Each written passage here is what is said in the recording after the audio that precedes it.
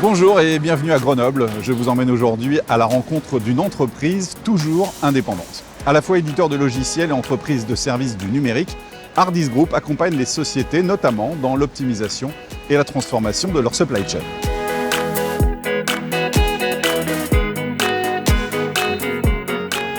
Début 2019, la société a engagé, avec le soutien d'investisseurs, une transmission du capital des fondateurs aux dirigeants actuels, ainsi qu'à une trentaine de managers. Une opération qui permet au groupe de conserver son indépendance dans un secteur en consolidation. Et par ailleurs, l'entreprise pourra accélérer son développement, qui est déjà très fort ces dernières années, en investissant encore davantage en France et en Europe. Bref, vous l'aurez compris, une transformation du capital pour durer.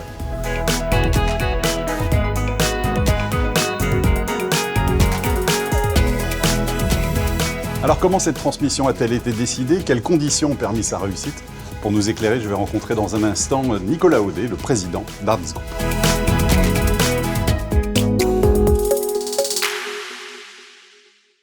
Bonjour Nicolas Audet. Bonjour Stéphane. Merci de nous recevoir. C'est un plaisir. Un mot d'abord sur votre métier. Dans votre secteur, on peut être un pure player éditeur ou une entreprise de services du numérique. Rarement les deux, c'est votre cas. Rarement. Pour quelles raisons vous proposez ces deux services? D'abord pour des raisons historiques, c'est-à-dire que dès la création de l'entreprise, on était éditeur de logiciels. Assez vite, on a intégré nos solutions pour le compte de nos clients. Donc cette jonction entre le métier d'édition et le métier de service, c'était historique et assez naturel finalement. Et puis on a travaillé au fil des ans pour faire que cette palette de services qu'on propose autour de nos logiciels et en dehors s'étoffe et qu'on soit de plus en plus capable d'accompagner nos clients sur l'ensemble de leurs projets de transformation. On revient en 2013, première transmission managériale celle-là. Christian Balmain, qui est le fondateur et le directeur général de l'époque, vous cède les rênes, ainsi qu'au directeur général qui est avec vous aujourd'hui. Pour quelles raisons ils prennent cette décision? Plusieurs raisons. Une raison contextuelle. On est passé une année 2012 un peu plus difficile en termes de résultats, même s'ils ont été positifs, comme depuis la création de l'entreprise d'ailleurs. Et puis il y a une confiance qui s'était créée au fil des ans. Yvan et moi sommes dans l'entreprise depuis 2000. Avec différentes activités qu'on a pilotées au fil du temps. Et donc, il y avait cette confiance qui était là, et puis la volonté sans doute de donner un nouvel élan de croissance internationale avec de l'innovation. Donc, c'était le moment de changer un peu l'incarnation du management et de pouvoir conduire ce nouveau projet. La transmission capitalistique à l'époque, elle est déjà évoquée, elle est même programmée? Elle n'est pas programmée, ce serait mentir que de dire ça, mais on avait ça au fond de ce qu'on voulait faire. C'est-à-dire qu'assez naturellement, quand vous poussez un projet de transmission managériale, il y a bien un moment, étant donné l'âge du capitaine et de ses associés, où ce sujet-là va arriver. Donc on savait qu'il arriverait, on savait qu'on en aurait forcément envie à ce moment-là. Dire qu'on l'avait daté, pas forcément. Et si on l'avait daté, à la limite, ça aurait été peut-être un peu plus tard que ce qui s'est fait effectivement. On avait vraiment besoin de montrer qu'avec une nouvelle génération de managers, une nouvelle façon d'incarner les projets, on pouvait aussi être dans une situation de succès et cette première approche-là était importante. Mais là aussi, les choses se sont enchaînées de façon assez fluide et naturelle. Et être racheté, c'était pas une option possible? C'est toujours une option possible, qui est plutôt dans les mains aussi des fondateurs. Ça n'a jamais été notre volonté. L'idée, c'est que dans notre secteur, beaucoup de grosses entreprises rachètent des petites. Et ça se traduit souvent par une perte d'indépendance et de liberté. On avait vraiment envie de garder cette liberté. On avait vraiment envie de continuer le projet. Et c'était de fait pas notre scénario privilégié. Revenons sur l'opération en elle-même de transmission. Est-ce que c'est complexe à structurer?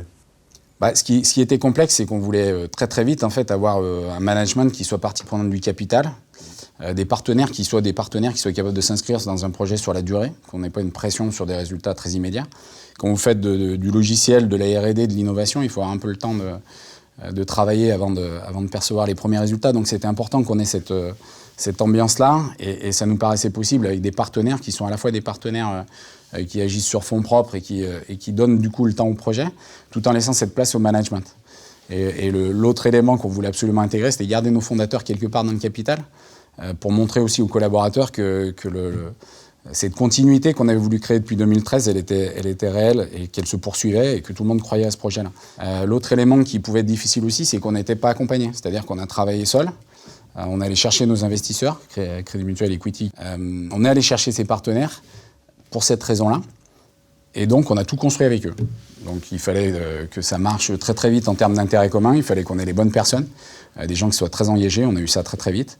On a créé une compréhension de nos métiers respectifs. On a beaucoup appris. On a tapé dedans. On a passé des heures et des heures. Mais cette dimension humaine a aidé à faire que cette structuration, finalement, était pas le fond du sujet. Il fallait qu'on ait le même projet. Et effectivement, il y avait un certain nombre de points à adresser sur l'ingénierie financière du dossier, mais on l'a fait de façon très très proche et donc on a co-construit ce modèle. Une dernière question, Nicolas Audet. Quel conseil donneriez-vous à un dirigeant qui voudrait réaliser une transmission de capital comme celle que vous avez réalisée ? Le conseil, il est plutôt hérité de l'expérience. C'est qu'il faut prendre son temps. On est forcément un peu impatient quand on a envie de ce type de modèle. Mais le fait de prendre son temps permet d'abord de préparer l'entreprise à cette étape qui est assez particulière et cruciale dans le développement.